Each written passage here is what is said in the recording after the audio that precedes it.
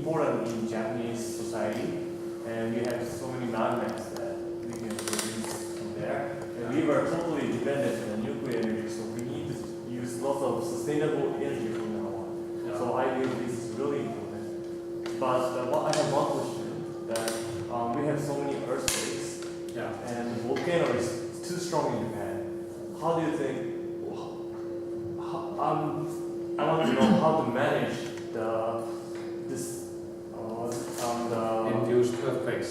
Yeah, and sustain the power. Then it takes so many years to build the system. Climate, right? Isn't it? Yeah, it takes. Well, first of all, you need a few years of site investigation. You have to estimate. We always start by the less costly methods, by surface geology and chemistry and geophysics, and then you drill. And if you get good results in drilling, then you can go ahead and decide to build a power plant or build a distribution system or whatever. And it may take, quite some years. I would say 5 to 10 years, 5 years. I think there are many places in Japan that you have already studied. So you know the size of the reservoir. You know everything except you have not gone into production drilling. So if you do that, spend 1 year in production drilling, then you know for sure if the production producing zone or not. Then the licensing process will take 1 to 3 years. The environmental impact assessment and all that. But to build the plant itself doesn't take long. That's similar to building a coal-fired plant or something. So it's the pre-work. About induced seismicity, Japan and Iceland are in a very, very similar situation in that respect. I just repeat that the stresses in the rock that cause the earthquakes when they are released, they have nothing to do with geothermal utilization. Oh. Nothing. No. But in some cases, the geothermal utilization may trigger an earthquake. That's a different thing. So I sometimes describe it this way. You need the stresses in the rock, and when the stresses are higher than the strength of the rock, then it will snap. If you inject water here, it will snap a little bit earlier, and you will have a lower magnitude earthquake. But this, you can explain it, but people won't believe it. So in a sense, it's a kind of disease prevention, like you give a vaccination, so the strong disease won't outbreak. And so by doing the geothermal drilling, you get a minor strength earthquake, so you preempt the strong earthquake that would naturally occur sometime in the future. There's one thing I wanted to show you, which is very exciting. That is what we call deep drilling. And deep drilling is a project that we have initiated. Yeah, where's the...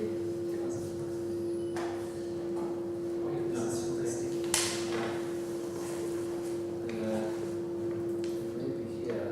I've been holding many presentations in Japan recently, both last year and this year. Yes, this year. And you put it on full screen mode. Yeah. We are typically drilling down to 2.5 kilometers today. And we go up to 300 degrees centigrade. Now we want to go deeper, much higher temperatures and higher pressure, and see if we can use it. So we have initiated a project called the Iceland Deep Drilling Project. And it's a cooperation among the power companies in Iceland and many universities and research institutes institutions worldwide. The idea is to drill down to temperatures of between 5 and 600 degrees centigrade to get into supercritical state of steam. Then you can theoretically you will get up to 10 times as high energy out of a single well compared to the conventional well today. This is the power plant I showed you within the caldera. And I'm not sure if I have, yeah, this is the site. You see, this is, you see we are just along the craters and we are inside the volcano. And that'll be quite exciting. And here is the first deep well. First deep well drilled in the world with the purpose to get into 600 degrees centigrade. And so this is the situation. We have a magma chamber with molten rocks, molten or rock fluid, molten rock of 1100 degrees centigrade. This is basalt lava. Our wells go down to 2.5, then we have 300 degrees centigrade. So we were planning to drill down to 500. This was 2 years ago, it was in the summer of 2009. And when we came down to 2,100 meters, the drill got stuck.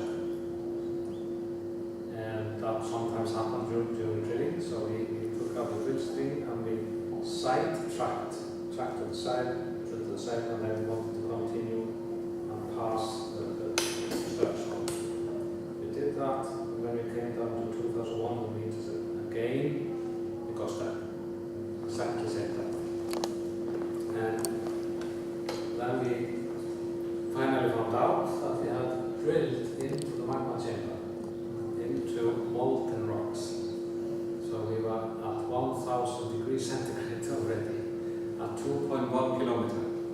So it shows us that this is a very active field and only 2 kilometers down to molten rock. And this was the first time in the history of mankind when a man-made hole had been made into a magma chamber. So this is the story of the deep drilling. The second hole will be drilled next summer. We are hoping to find possibilities to utilize this very, very high pressure steam. The first well we drilled is very powerful. It gives us 35 megawatts single well. It's a world record, by far the most powerful well here. So by drilling, I understand that the temperature down underground very high. Yeah. And the steam comes out naturally, or Yes. you put some pipes? So naturally. Naturally. When you drill a well, you start by wide well and steel casing down to 60 meters, telescopic, next down to 300 meters, steel pipe, they put cement, they pump cement, so it's cemented. Then a third pipe down to 1,000 meters, cemented, and in a deep well with the fourth pipe down to 3,000 meters.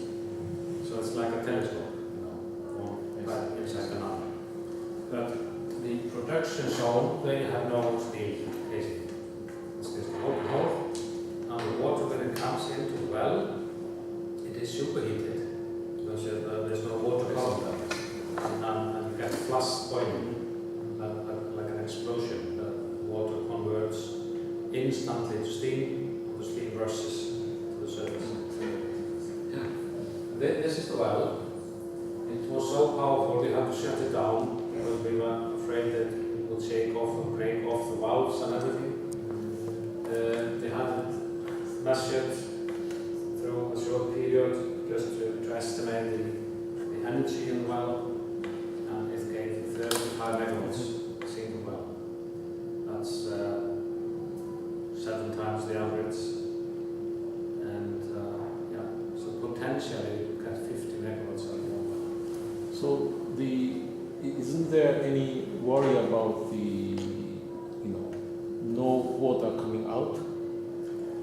the long run. Oh yeah, it is, you can never be fully sure that you have a good well. It's similar to oil well drilling. Sometimes you have a dry well. The same in geothermal. You do not always find sufficient permeability in the rocks up to depth.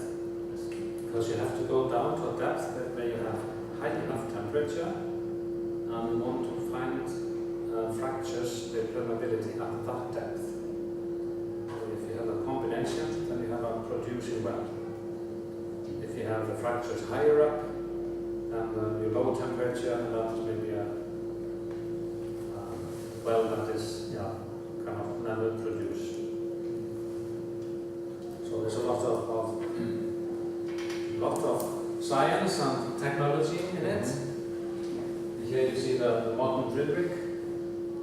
This is the old Texas style drill rig, and everything is manual here. Here you just have a manual joystick, and you can follow everything on the laptop computer in your kitchen.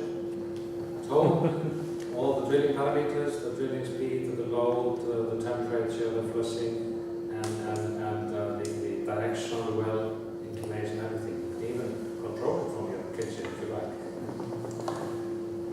But drilling is drilling. This one has been a very good working horse as well for decades. You don't need that technology, but it's nice to have. Okay. This was about deep drilling. Do you have further questions?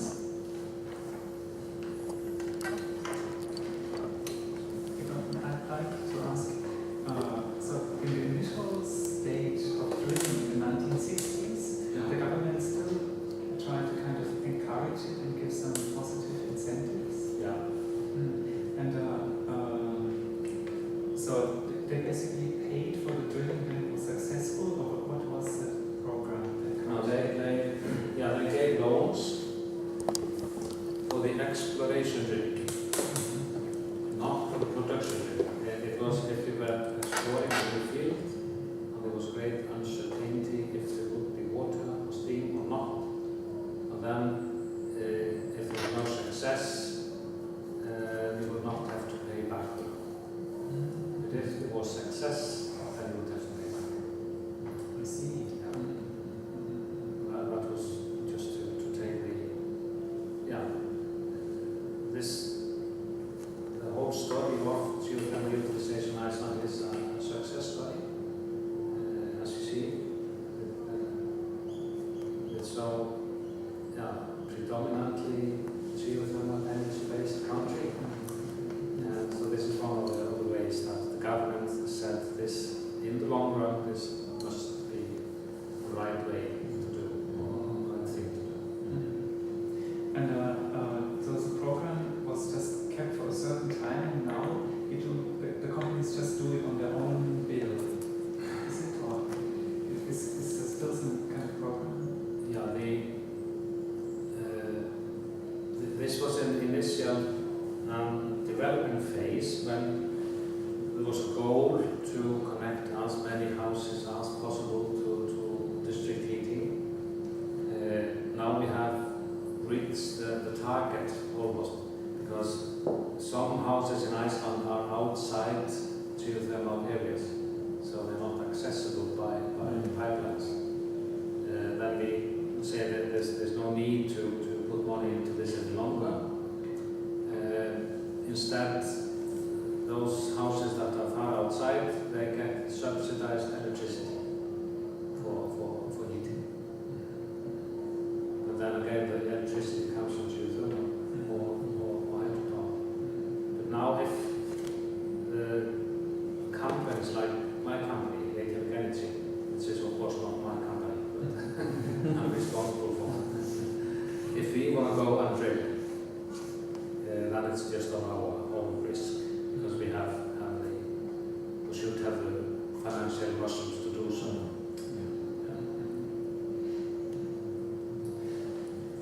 Thank you. And could you go back to the center of the Reykjavik? 1993 and the present. Very beautiful picture. Yes. Now this is a different presentation. Sorry. Should we switch to the? This is the power station. No, I think I have it here somewhere. This is the first pipeline. You see that they used turf. This was back in 1930 something. They used just turf for insulation. Yeah, this is. So this is the center of the city. Yes. So at that time, the Icelandic people had a plan Yeah. to build houses, schools, office buildings, and so on, with the use of the geothermal. Yeah, it was the at this time it was the plan of the Reykjavik City Council to do experiments and try ways to use the geothermal resource instead of importing very expensive oil. And you also show us the very green Yes. city. Here's another one. So you planted some trees and so on. Oh yeah.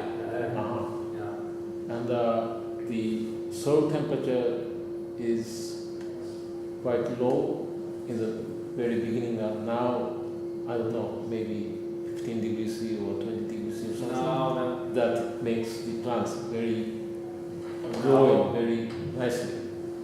I think that there are two reasons. One is that we have been planting quite a lot, and we have seen that we can grow trees. Before that, people were just so poor, the only concern was to have food on the plate.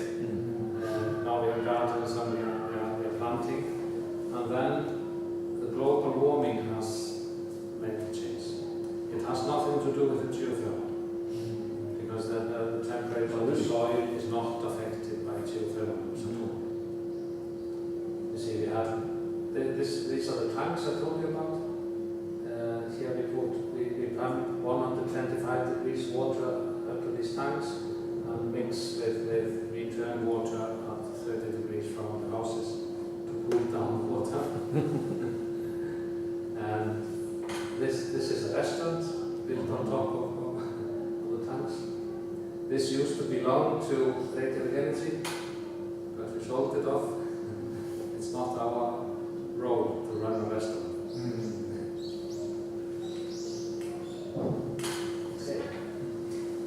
Your question wanted to ask, because you have the fiber optic network, you could basically also collect user data, etc., and use it as a kind of backbone to make a kind of smart energy country.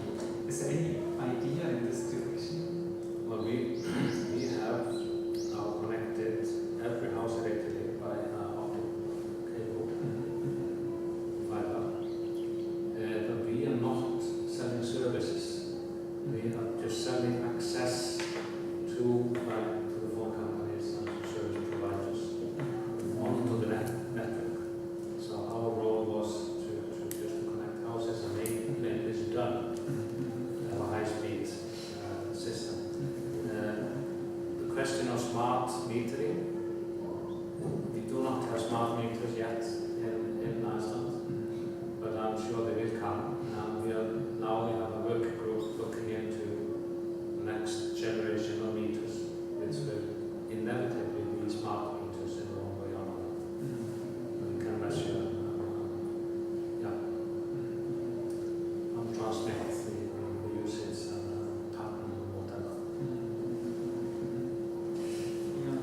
And you talked about the H2S scrubbing in the plant. You said you scrub 1/3. Yeah. But I wasn't sure about the meaning of this 1/3. That means all the steam that flows through the plant is scrubbed and you can only take 1/3. Or at the moment you just treat 1/3 of the steam and you can successfully scrub that. It's just that this is still in the experimental phase. We did for some years very small scale testing and theoretical and laboratory sort of tests. The sea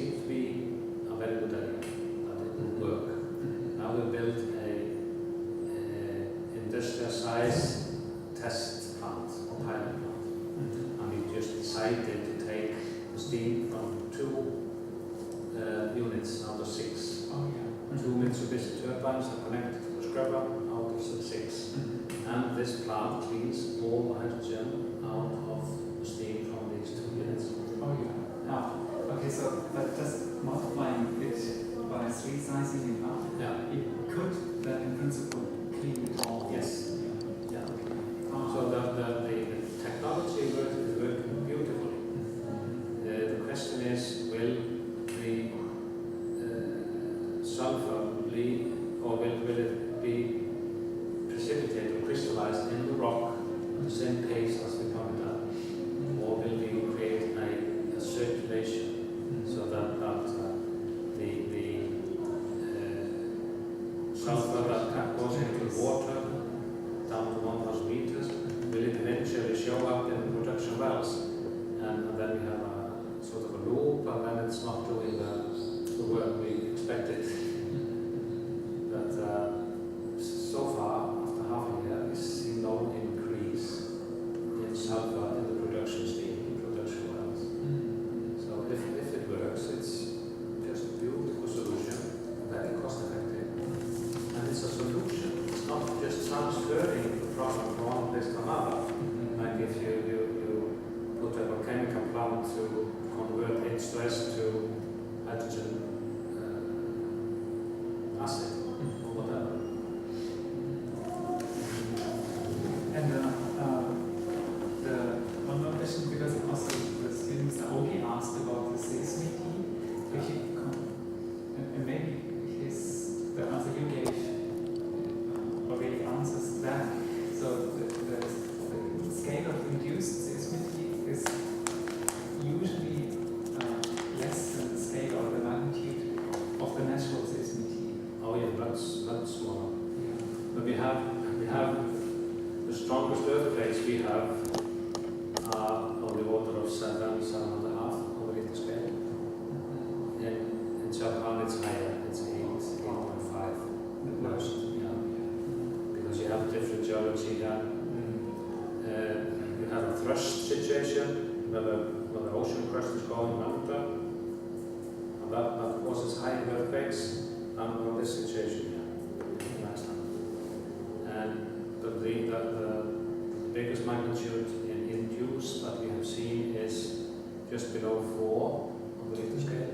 And this is a logarithmic scale. And that was 1 or 2 events 3 years back. We've not seen that again. But we have been around 2, maybe. We don't feel that at all. Yeah, so I think according to the modern Japanese building code, buildings should be safe up to magnitude 7. Yes, something like that, yes. So then Well, this is quite different. Before 1980 and then after 1980, yeah. So, I don't know, maybe this building you need to check. yeah, Because this looks quite old. yeah, it has been reinforced last year. Reinforced? Yeah, Oh, okay. and it is that eventually they will tear it down and replace it to make it even stronger. But I mean, so modern Japanese houses should not be threatened by induced seismicity, basically. Of course, I'm in no position to judge for your circumstances, but typically induced seismicity is of a totally different order of magnitude than a full force natural earthquake. Okay. Yeah, please. Yes. Have there some famous geothermal power plant in Iceland, and have they been experienced or suffered from the volcanic eruption, like Eyjafjallajökull or Baseload? Eyjafjallajökull. Good. Eyjafjallajökull. You got it. Thanks. It's a difficult word. The name of the volcano. No, we have not had any damage from these eruptions. Any damage? No damage at all. And the last 100 years or so, volcanic activity has caused not a single life, except for one geologist back in 1947 that virtually walked into the crater. He was so excited. But there was no casualty or no one has got hurt.